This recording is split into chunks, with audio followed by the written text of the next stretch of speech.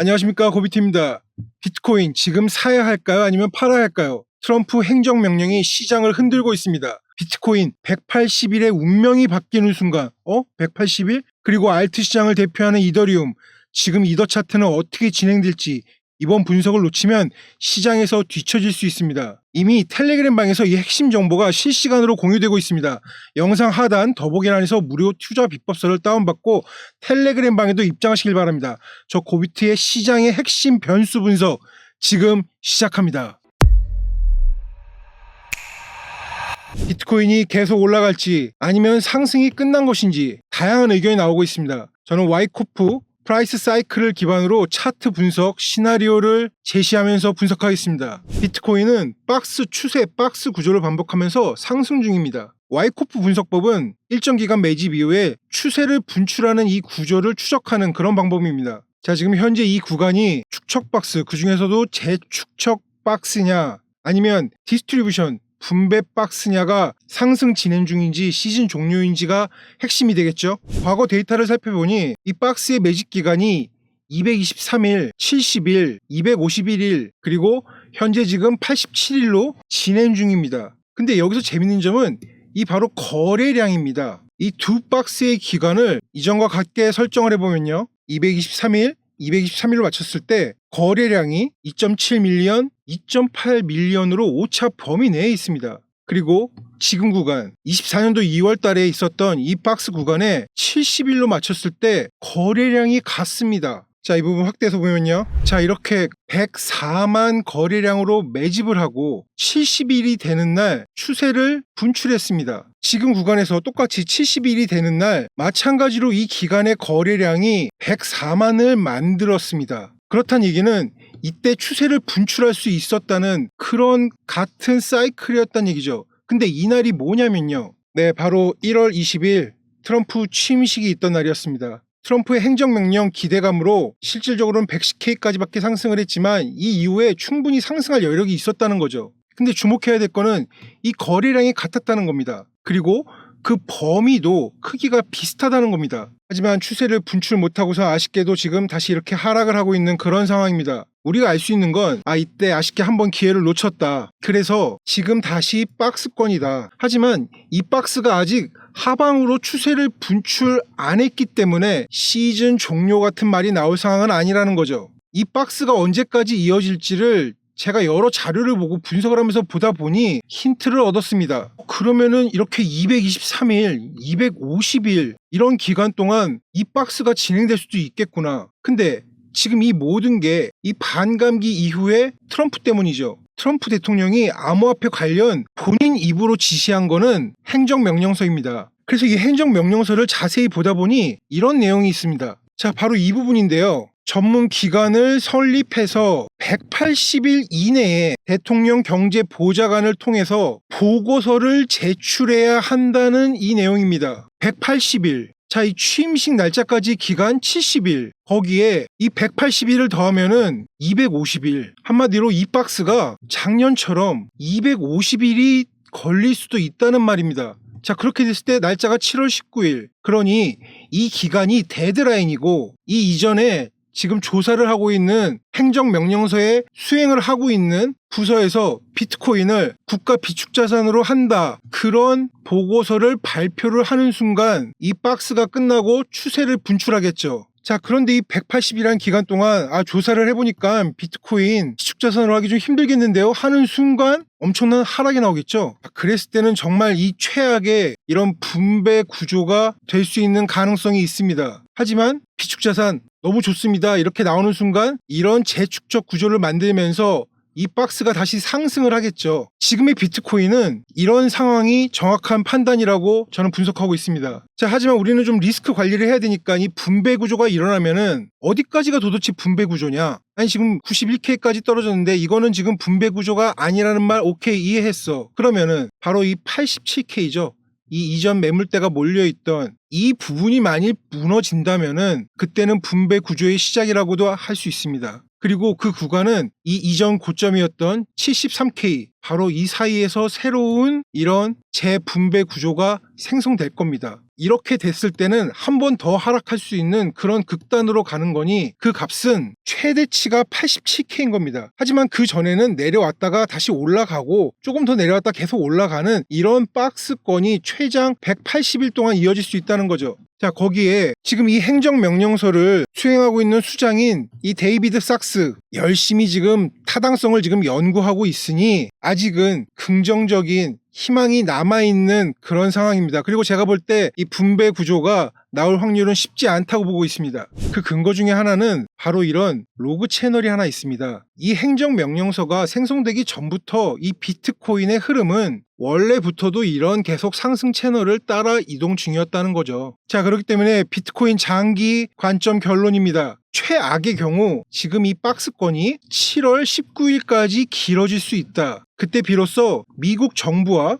비트코인의 관계가 정확하게 확립이 되었다는 말을 트럼프가 할 때 추세를 분출할 거다. 그리고 그 가능성은 재축적 구조가 돼서 다시 한번 상승을 이어가는 그런 형태가 될 거라는 거죠. 하지만 이거는 최장입니다. 데드라인. 그러니 우리가 일단 집중해야 될 거는 이 박스권 트레이딩에 집중을 해야 된다는 말입니다. 자, 여기까지 보시고 여러분들의 의견을 좀 댓글로 말씀해 주십시오. 7월 전에 발표가 나올지 아니면 정말 최장으로 데드라인이 7월 19일까지 갈지 이 내용을 댓글로 여러분들의 의견을 듣고 싶습니다. 자, 이제 좀 단기 관점 말씀드리면요. 그 박스의 상단은 106K, 하단은 92K입니다. 그리고 이런 중간에 97.6K, 101K의 이런 종가가 끝난 이런 저항들이 될 수 있는 그런 부분이 있죠. 제가 어제 누구나 다 편하게 입장에서 볼 수 있는 고비트 텔레그램에서 이렇게 예상을 했었습니다. 이 내용 빠르게 설명드리면요. 지금 이런 작은 채널이 또 하나가 있습니다. 그렇기 때문에 이 채널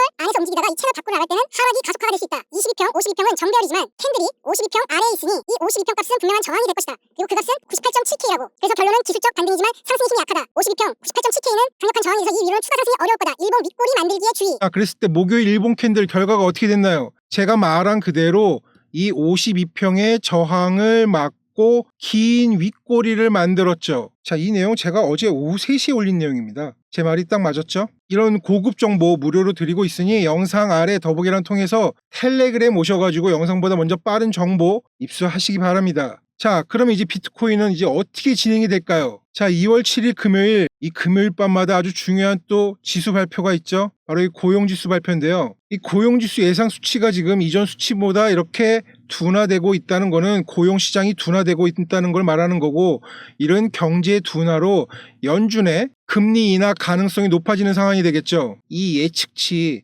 16만 9천보다 상회하느냐 하회하느냐가 중요한데요. 하지만 비트코인은 아마도 오늘 이 수치와 상관없이 움직일 가능성이 큽니다. 그 이유는 앞서 말씀드렸듯이 지금 이런 게 중요한 게 아니라 이 트럼프의 이 행정명령서 그리고 진행되는 과정이 지금 좀 더 비트코인에 직접적이지, 이 부분은 지금 약간은 조금은 예전처럼 큰 그런 영향을 주지는 않을 거라는 그런 예상을 해봅니다. 자, 그러면 차트적으로 분석을 해야 되는데 지금 가장 큰 문제는 이 이동평균선입니다. 상승하려면은 다시 만났죠? 이 52평 형님한테 컨펌 받아야 되는데 쉽지 않아요. 자, 그리고 지금 이 월요일 날 있었던 이 91K씩 내려왔던 이 하락의 거래량, 분명히 거래량이 높기는 합니다. 하지만 이 캔들의 몸통도 크죠. 이런 식의 아주 짧은 캔들 몸통에 이런 높은 거래량이었으면 굉장히 강력한 반등의 효과가 있을 텐데, 실질적으로 이 범위까지 이렇게 넓은 범위를 당연하게도 과격대가 여기서 이루어졌기 때문에 이런 캔들 몸통이 큰 높은 거래량은 이런 캔들 몸통이 짧은 높은 거래량보다 효과가 미비하다는 거죠. 그런 이유로 제가 볼 때는 이 오늘 금요일 캔들이 상승을 한다고 해도 그 최대치가 이 22평 값 여기를 넘기긴 힘들 겁니다. 이후에 이 매주 금요일 날은 기관들이 장 마감할 때 매도 물량을 던지기 때문에 52평 98K를 넘긴다고 하더라도 98.7K죠. 98.7K를 넘긴다고 하더라도 이 22평이 지금 하향하고 있기 때문에 이 101K를 넘기기는 힘들 거고, 그 하락에서 제가 영상마다 항상 얘기하죠. 얌전하게 얌전하게 까불지 말고 이 98.7K 위에 한 99K쯤에서 있으면은 주말에 뭐 어찌어찌 뭐 될 텐데 급격히 상승했다가 하락하면은 그 하락의 힘이 강해서 이런 94K까지 내려올 수 있는 확률이 있는 그런 상황입니다. 오케이, 알겠어. 52평 넘긴데도 오늘 또 금요일 밤이니까 이런 매도 물량이 나오고 그 최대치는 94K까지 또 한번 긴 윗꼬리를 만들고 하락할 수 있다는 가능성, 여기 이외에 얌전히 있지 않으면은 그럼 우리 트레이딩 어떻게 해야 돼요? 지금 서울 같은 경우는 눈이 내려가지고 하얀 이 금요일 겨울밤을 차트 보지 말고 자동봇에서 그 손절가를 걸어 놓고선 롱숏 다 먹는 이런 전략을 해야죠. 그렇기 때문에 지금의 이 상승의 가능성은 좀 약하다. 오늘 금요일 캔들은 그렇게 예상합니다. 자, 이제 알트들 봅니다. 알트의 대표주자 맞는지 의심이 가는 이 더러움 한번 보겠습니다. 이 더러움 주봉 차트입니다. 지금 이더리움은 비트코인과 형태가 조금 다릅니다. 우선 지난 고점인 이 연결선을 돌파를 못하고 3트에 무너졌습니다. 자, 그렇기 때문에 한 번 더 이렇게 상승하면은 4트로 해가지고 충분히 돌파를 할 수 있고 그 기회가 25년 올 한 해 동안에 이루어져야 되는데 이 월요일날 만들었던 이 저점을 이렇게 21년 차트부터 지금까지 확인을 해보니 이런 엄청난 박스권 안으로 다시 들어왔다는 거죠. 하지만 빠르게 반등했습니다. 자, 그런데 이 부분은 지금 주봉 차트니까 일봉 차트에서 좀 확인을 해보면요. 자, 이렇게 축척, 그 다음에 재축척 박스가 돼서 여기서 추세를 분출했어야 되는데 이 박스가 재축척 박스가 아니라 분배 박스가 돼서 이렇게 하방으로 추세를 분출하는 겁니다. 그렇기 때문에 이더리움은 이 아래쪽 어딘가에서 이렇게 다시 한번 박스를 만들고 그 박스가 이런 재축척 구조를 다시 한번 만들어야 된다는 겁니다. 지금 이 깊은 하락이 이런 반등 구간이죠. 스프링이 될 가능성이요. 솔직하게 말씀드려서 저는 없다고 봅니다. 우선은 이 박스에서 추세가 분출됐기 때문에 일정의 기간이 필요합니다. 거기에 지금 이런 하락에서 지금 반등이 한 번은 나왔지만 하루 동안에 나온 거죠. 하지만 여기다 보시다시피 이런 식의 기술적 반등이라는 이런 부분들이 아직 나오지가 않았어요. 그렇기 때문에 여기서 지금 한 번 더 이렇게 반등이 나왔을 때 그 박스 구조를 형성해야 된다. 지금 이더리움은 이런 부분에 있는 겁니다. 이 하락이 지금 여기가 끝인지 그리고 반등을 지금 여기까지 할지 그 부분을 지금 알 수가 없습니다. 정말 상황 정말 X죠. 그렇기 때문에 지금 이더리움의 하락을 이 부분이라고 단정을 짓기에는 조금 미흡하다는 그런 부분입니다. 트럼프 지갑에 이더가 있던 없던 이더리움이 도미넌스, 제가 몇 주 전 영상에서 사실 말씀을 드릴 때 설마 이게 이렇게 실현이 되겠어 했었는데 실현이 되고 말았습니다. 이 도미넌스의 거래량도 분명 매집의 거래량이 지금 발생했습니다. 그렇기 때문에 하락이 멈출 가능성이 충분히 있습니다. 하지만 그럼에도 불구하고 반등이 나와서 박스를 만들 때까지 시간이 좀 필요하다는 겁니다. 그렇기 때문에 지금 다른 알트들은 사실 좀 볼 필요도 없습니다. 이더가 지금 대장이기 때문에. 자, 이더리움 결론입니다. 이더는 지금 이 하락이 추세를 분출 중입니다. 하지만 이 저점에서 매집의 물량이 많으니 반등을 할 겁니다. 그 부분이 어디가 될지는 아직 모르죠. 그리고 이 하락이 아직 완전히 멈췄다는 시그널은 한 번 나온 겁니다. 적어도 2번은 나와야지 그 하락의 저점을 알 수 있는 겁니다. 그렇기 때문에 조금은 좀 시간이 필요한 그런 부분이 되겠습니다. 그리고 그 시간은 또한 지금 이 비트 도미넌스가 아주 미쳐서 지금 날뛰고 있습니다. 얘가 좀 진정이 좀 돼야지, 그래야지 자금들이 좀 이렇게 수급이 좀 다른 알트들까지 갈 텐데 제가 보기에는 아마도 이 고점이죠. 약 75%대까지는 지금 이런 추세선을 뚫고 돌파한 비트코인 도미넌스는 올라갔다가 내려갈 가능성이 그런 좀 큽니다. 하지만 지금 SEC도 완전히 새로 개편되면서 여러 코인들을 위해서 열심히 힘을 쓰고 있으니 조금 화이팅 하시고요. 자, 이렇게 지금 많은 상황이 달라졌습니다. 지금 알트코인은 리스크 관리를 할 때이고 비트코인은 다시 한번 이런 박스권 무빙이니 조금만 여유를 갖고 기다리시면서 이런 박스 하단에서는 조금 과감하게 매수해 보시고 이런 또 박스 상단에서는 매도하는 그런 기간을 좀 갖자고요. 아쉽게도 1차적인 결과는 지금 나온 상황입니다. 지금 많은 분들이 힘들어 하시는 거 저 고비트가 누구보다 더 잘 알고 있습니다. 하지만 아직은 2월달이고 적어도 25년 10월달까지 우리가 힘내서 좀 기다리면은 분명 좋은 결과 있을 겁니다. 자, 그동안 좀 공부에 좀 집중 좀 하시고 이런 단기 트레이딩, 박스권 매매 힘드신 분들은 자동 매매 좀 활용하시면서 수익 내시고 우리가 그렇게 기다리다 보면은 먹을 자격이 있는 그런 가치가 있는 트레이더가 되는 겁니다. 그때까지만 조금만 힘들어도 같이 함께 헤쳐나가시죠. 자, 이상 고비트였습니다. 감사합니다.